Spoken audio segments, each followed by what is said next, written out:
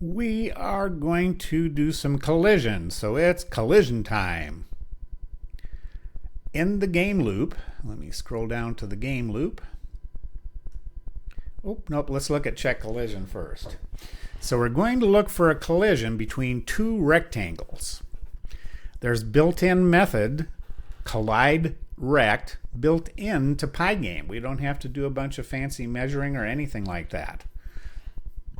So if the tractor rect collides with the ball rect and the ball rect bottom, the bottom of the ball, goes past the tractor, we have a collision. Oh, tractor top plus 4. This is to catch collisions that sometimes are kind of right at an angle and can kind of slide by the tractor. So I ended up doing this, checking the bottom and the top of the rectangle. Well, if that happens, we reverse our y direction, of course, because y is up and down.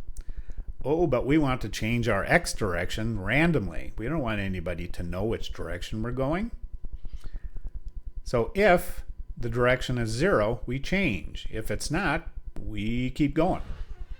Now we're going to make it a little more fun. Let's increase the speed by 10% each time the ball is hit. Oh, I said 10%. It could be 5%, it could be whatever. Let's change that. All right, so now the only other change we have is calling the function. And there it is. We want to check a collision. After we've updated everybody and moved, we change the collision, which is the last thing we want to do before we draw everything on the screen. Now, you thought this part was exciting? Part 7 is even better. We get sounds and noises and all kinds of things. See you there.